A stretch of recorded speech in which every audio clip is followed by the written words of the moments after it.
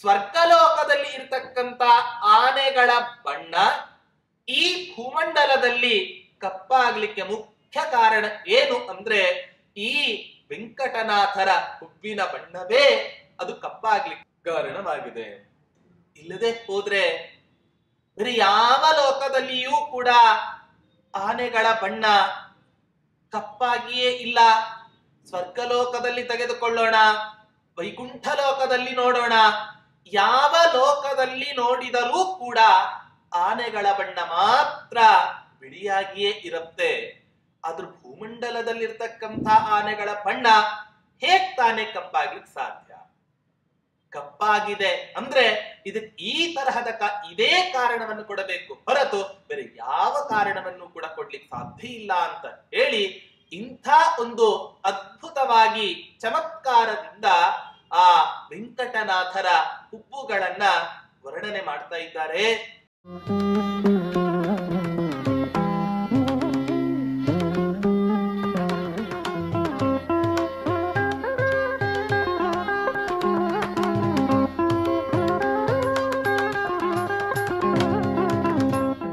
ಪೂಜ್ಯಾಯ ರಾಘವೇಂದ್ರಾಯ ಸತ್ಯಧರ್ಮರತಾಯ ಚ ಭಜತಾಂ ಕಲ್ಪವೃಕ್ಷಾಯ ನಮತಾಂ ಕಾಮಧೇನವೇ ದುರ್ವಾದಿಧ್ವಾಂತರವಯೇ ವೈಷ್ಣವೇಂದೀವರೇಂದವೇ ಶ್ರೀ ರಾಘವೇಂದ್ರ ಗುರವೇ ನಮೋ ಅತ್ಯಂತ ದಯಾಲವೇ. ಶ್ರೀ ಗುರುಭ್ಯೋ ನಮಃ. ಹರಿ ಓಂ. ವೆಂಕಟನಾಥರ ಯೌವನದಲ್ಲಿ ಇರುವ ಆ ದೇಹದ ಸೌಂದರ್ಯವನ್ನ ನಾರಾಯಣಾಚಾರ್ಯರು ವರ್ಣನೆಯನ್ನ ಮಾಡ್ತಾ ಇದ್ದಾರೆ. ಹೀಗೆ ವರ್ಣನೆಯನ್ನ ಮಾಡ್ತಾ ವೆಂಕಟನಾಥರ ಎರಡು ಕಣ್ಣುಗಳು ಪರಮಾತ್ಮನ ಮತ್ಸ್ಯಾವತಾರದ ಎರಡು ಮತ್ಸ್ಯಾವತಾರದ ಮೀನುಗಳಂತೆ ಆ ವೆಂಕಟನಾಥರ ಕಣ್ಣುಗಳು ಇದೆ ಅಂತ ವರ್ಣನೆಯನ್ನ ಮಾಡಿ ಮುಂದಿನ ಶ್ಲೋಕದಲ್ಲಿ ಆ ಕಣ್ಣಿನ ಮೇಲ್ಭಾಗದಲ್ಲಿ ಬರುವಂತಹ ಯಾವ ಹುಬ್ಬುಗಳು ಇದೆ ಆ ಹುಬ್ಬುಗಳ ವರ್ಣನೆಯನ್ನ ಈ ನಾರಾಯಣಾಚಾರ್ಯರು ವರ್ಣನೆಯನ್ನ ಮಾಡ್ತಾ ಇದ್ದಾರೆ.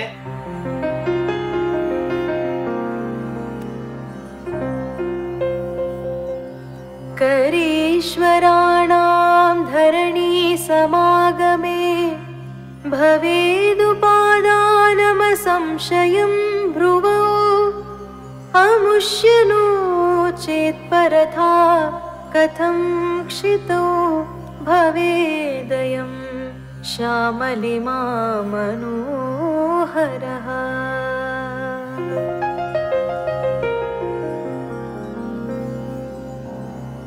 ಪ್ರತಿಯೊಬ್ಬ ಮನುಷ್ಯ ಈ ಭೂಲೋಕದಲ್ಲಿ ಅನೇಕ ಸತ್ಕರ್ಮಗಳನ್ನ ಆಚರಣೆ ಮಾಡ್ತಾನೆ. ಆ ಆಚರಣೆ ಮಾಡಿದ ಸತ್ಕರ್ಮದ ಪುಣ್ಯದಿಂದ ಸ್ವರ್ಗಲೋಕಕ್ಕೆ ಪ್ರಯಾಣವನ್ನ ಮಾಡ್ತಾನಂತೆ ಈ ಜೀವಾತ್ಮ. ಆ ಸ್ವರ್ಗಲೋಕದಲ್ಲಿ ಎಲ್ಲಿ ತನಕ ತಾನು ಸಂಪಾದನೆ ಮಾಡಿದ ಪುಣ್ಯ ಇರುತ್ತೋ ಅಲ್ಲಿ ತನಕ ಸ್ವರ್ಗಲೋಕದಲ್ಲಿ ಇದ್ದು ಅನೇಕ ತರಹದ ಸುಖಗಳನ್ನ ಅನುಭವಿಸ್ತಾನೆ ಅಂತ ನಾವು ಕೇಳ್ತೇವೆ. ಯಾವ ತರಹದ ಸುಖ? ಯಾವ ಮನಸ್ಸಿನಿಂದ ಯಾವ್ದನ್ನ ಅಪೇಕ್ಷೆ ಪಡ್ತೇವೋ ಅಂತ ಎಲ್ಲ ಸುಖಗಳು ಕೂಡ ನಮಗೆ ಆ ಸ್ವರ್ಗಲೋಕದಲ್ಲಿ ನಮಗೆ ಸಿಗತ್ತೆ. ಅಂಥ ಸ್ವರ್ಗಲೋಕದಲ್ಲಿ ಅನೇಕ ತರಹದ ಪ್ರಾಣಿಗಳು, ಅನೇಕ ತರಹದ ಆನೆಗಳು, ಐರಾವತವೇ ಮೊದಲಾದಂತಹ ಆನೆಗಳ ಸಂತತಿ ಆ ಸ್ವರ್ಗಲೋಕದಲ್ಲಿ ಇರುತ್ತೆ. ಎಂಥ ಆಶ್ಚರ್ಯ ಅಂದ್ರೆ ನಾವೆಲ್ಲ ಈ ಭೂಲೋಕದಲ್ಲಿ ಆನೆಯನ್ನ ನೋಡ್ತೇವೆ. ಕೆಲವೊಂದು ಆನೆಗಳಲ್ಲಿ ದಂತಗಳಿರ್ತಾವೆ, ಇನ್ನು ಕೆಲವೊಂದು ಆನೆಗಳಲ್ಲಿ ದಂತಗಳಿರಲ್ಲ. ಇಷ್ಟೇ ವ್ಯತ್ಯಾಸ. ಆದರೆ ಈ ಭೂಮಂಡಲದಲ್ಲಿ ಇರುವ ಆನೆಯ ಜಾತಿಯ ಬಣ್ಣ ಅದು ಕಪ್ಪಾಗಿಯೇ ಇರುತ್ತೆ. ಆದರೆ ಸ್ವರ್ಗಲೋಕದಲ್ಲಿ ಇರತಕ್ಕಂತಹ ಯಾವ ಆನೆಗಳು ಇದ್ದಾವೆ ಆ ಆನೆಗಳ ಬಣ್ಣ ಅತ್ಯಂತ ಬಿಳಿಯಾಗಿರ್ತಕ್ಕಂಥ ಬಣ್ಣ ಆಗಿದೆ. ಆದರೆ ಸ್ವರ್ಗಲೋಕದಲ್ಲಿ ಇರುವ ಆನೆಯ ಬಣ್ಣ ಬಿಳಿ, ಅದೇ ಐರಾವತವೇ ಮೊದಲಾದಂಥ ಆನೆಗಳು ಈ ಭೂಮಂಡಲಕ್ಕೆ ಬಂದರೆ ಕಪ್ಪಾಗ್ತವೆ. ಇದು ಹೇಗೆ ತಾನೇ ಸಾಧ್ಯ ಅಂದರೆ ಅದಕ್ಕೆ ಕವಿಗಳು ಎಂಥ ಚಮತ್ಕಾರವಾಗಿ ವರ್ಣನೆಯನ್ನ ಮಾಡ್ತಾ ಇದ್ದಾರೆ ಅಂದ್ರೆ, ಸ್ವರ್ಗಲೋಕದಲ್ಲಿ ಇದ್ದ ಬಿಳಿ ಬಣ್ಣದಿಂದ ಕೂಡಿದ ಆನೆ ಈ ಭೂಮಂಡಲದಲ್ಲಿ ಕಪ್ಪಾಗ್ಲಿಕ್ಕೆ ಕಾರಣ ಏನು ಅಂತ ಹೇಳಿದ್ರೆ, ಈ ವೆಂಕಟನಾಥರ ಹುಬ್ಬಿನ ಬಣ್ಣ, ಕಪ್ಪಾದ ಹುಬ್ಬುಗಳು ಇರೋ ಕಾರಣದಿಂದಲೇ ಈ ವೆಂಕಟನಾಥರಿಗೆ ಈ ಭೂಮಂಡಲದಲ್ಲಿ ಇರತಕ್ಕಂಥ ಎಲ್ಲ ಆನೆಗಳು ಕೂಡ ಕಪ್ಪಾಗಿದ್ದಾವೆ. ಆ ವೆಂಕಟನಾಥರ ಹುಬ್ಬಿನ ಕಪ್ಪಾದ ಬಣ್ಣವೇ ಇವತ್ತಿನ ದಿನ ಭೂಮಂಡಲದಲ್ಲಿ ಆನೆಗಳು ಕಪ್ಪಾಗ್ಲಿಕ್ಕೆ ಕಾರಣ ಆಗಿದೆ ಅಂತ ವರ್ಣನೆಯನ್ನು ಮಾಡ್ತಾ ಇದ್ದಾರೆ. ಅಂದ್ರೆ ಯಾವುದೇ ಒಂದು ಪದಾರ್ಥ ಈ ಜಗತ್ತಿನಲ್ಲಿ ಸೃಷ್ಟಿ ಆಗಬೇಕಾದರೆ ಅದಕ್ಕೆ ಅನೇಕ ತರಹದ ಕಾರಣಗಳು ಇರ್ತವೆ.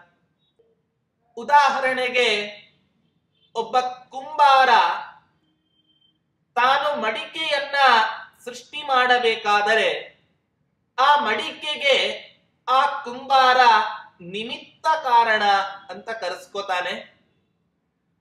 ಆ ಮಡಿಕೆಗೆ ಕಾರಣೀಭೂತವಾದಂತ ಇನ್ನೊಂದು ಪದಾರ್ಥ ಮಣ್ಣು.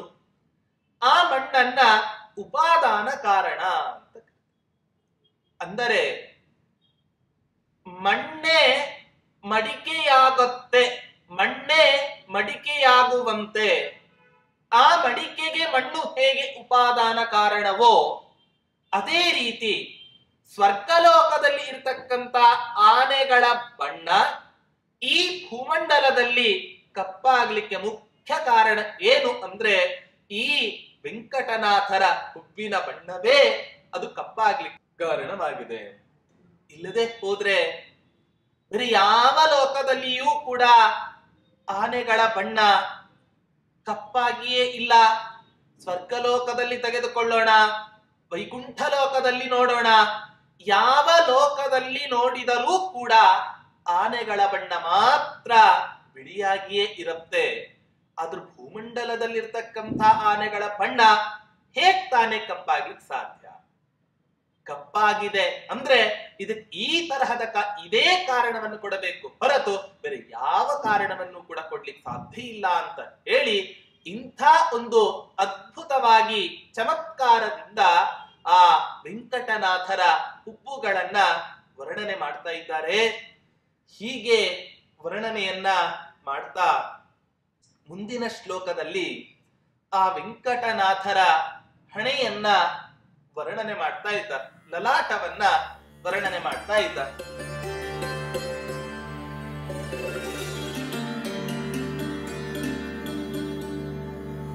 ಅಮುಂಚದೇಣಾಂಕ ವಿಭಾವರೀಷಿತುರ್ದಲೇನ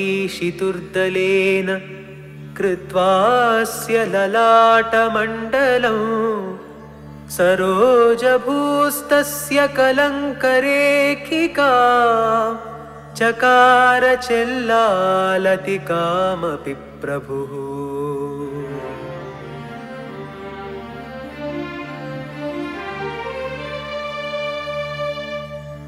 ವೆಂಕಟನಾಥನ ಹಣೆ ಹೇಗಿದೆ ಅಂತ ಹೇಳಿದ್ರೆ, ಭಗವಂತ ಈ ಜಗತ್ತನ್ನ ಸೃಷ್ಟಿ ಮಾಡಬೇಕಾದರೆ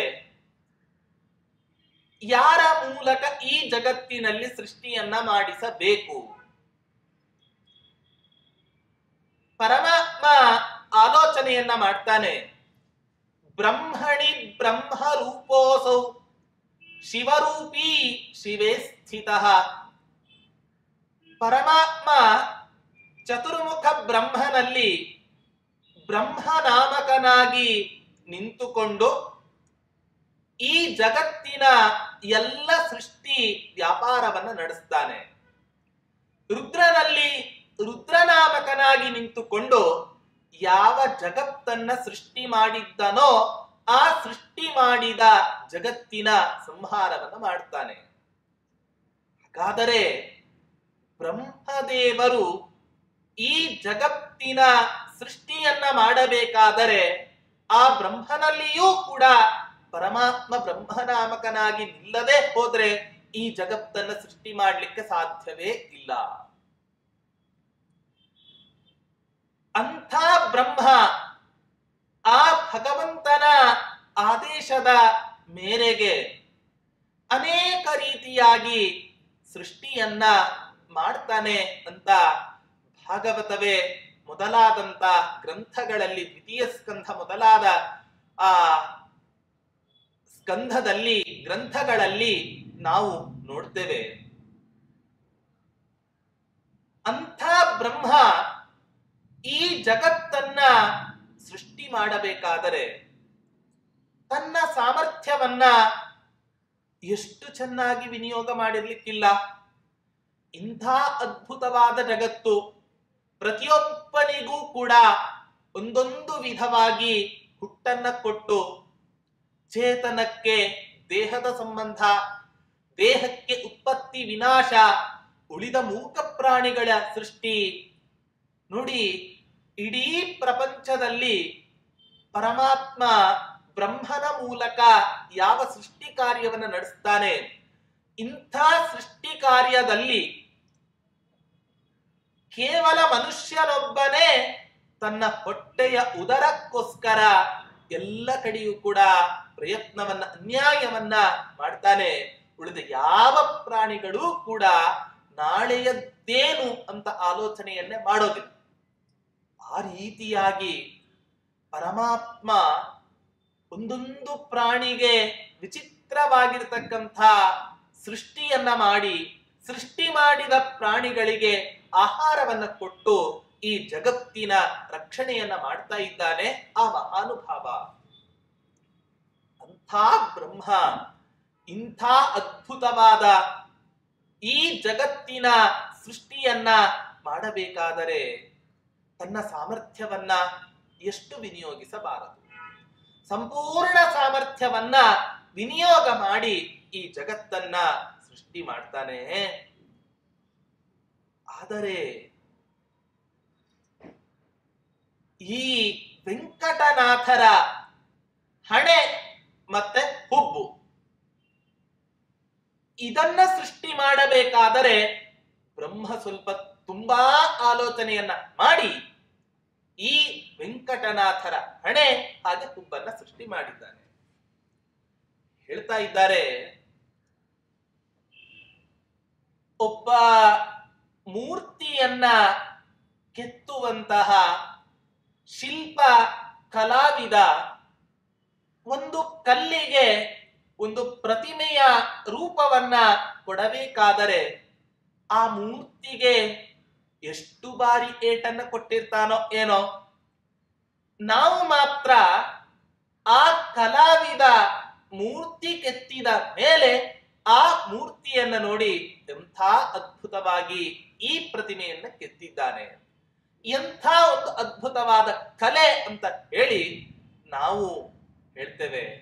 ಆದರೆ ಅದೇ ಪ್ರತಿಮೆಯನ್ನ ಮಾಡಬೇಕಾದರೆ ಆ ಕಲಾವಿದ ಆ ಕಲ್ಲಿಗೆ ಎಷ್ಟು ಏಟನ್ನ ಪೆಟ್ಟನ್ನ ಕೊಟ್ಟು ಆ ಪ್ರತಿಮೆಯನ್ನ ನಿರ್ಮಾಣ ಮಾಡಿರ್ತಾನೆ.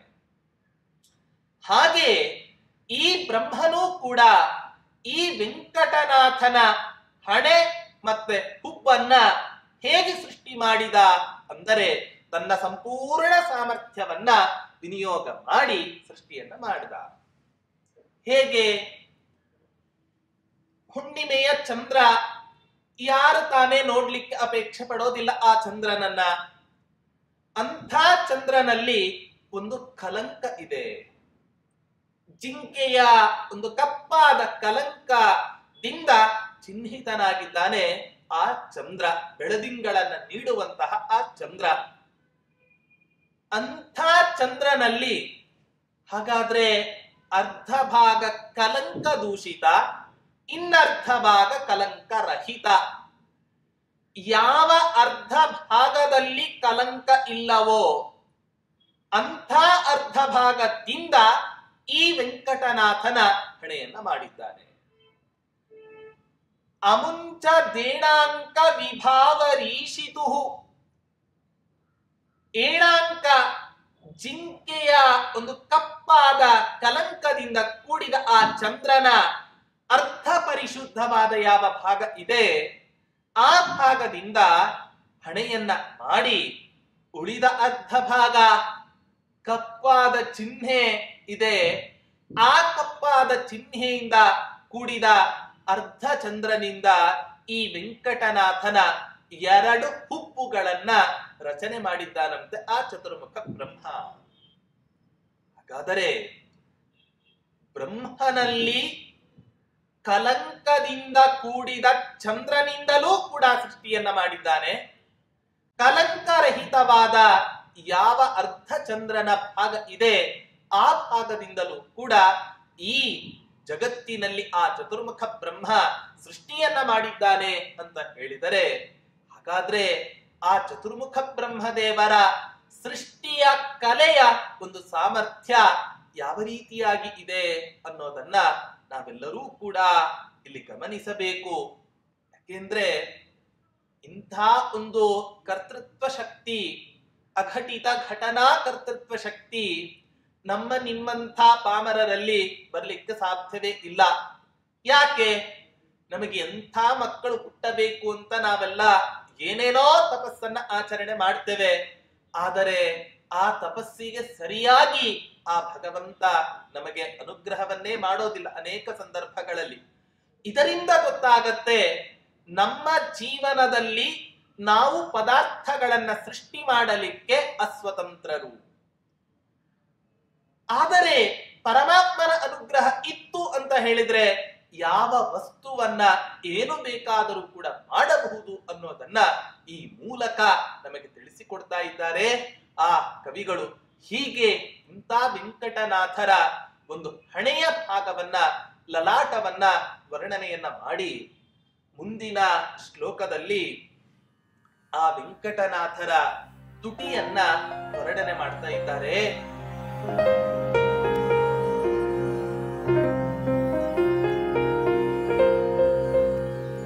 ನವಾಕೃತೇರಸ್ಯ ಲಲಾಟತಾಮಸಿ ವಿಟಾರ್ಧಬಿಂಬಾಗ್ರಲಸತ್ಸುಧಾರಸಂ ಉದಗ್ರನಾಸಭ್ರಮಮಾರ್ಗನಿರ್ಗತಂ ಬಿಭರ್ತಿನೋ ಚೇದಮೃತಂ ಕುತೋಧರೇ.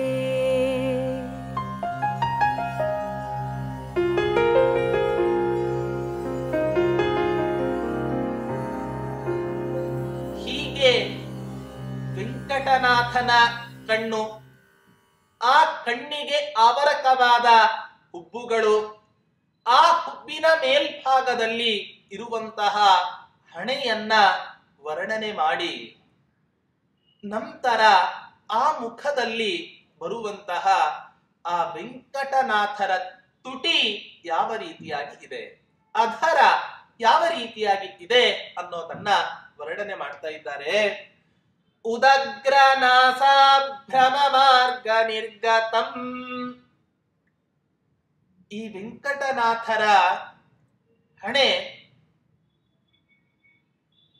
ಚಂದ್ರನ ಅರ್ಧ ಭಾಗದಿಂದ ಈ ವೆಂಕಟನಾಥರ ಹಣೆ ಅನ್ನೋದು, ಆ ಹಣೆಯನ್ನ ಆ ಚತುರ್ಮುಖ ಬ್ರಹ್ಮ ಸೃಷ್ಟಿ ಮಾಡಿದ್ದಾನೆ.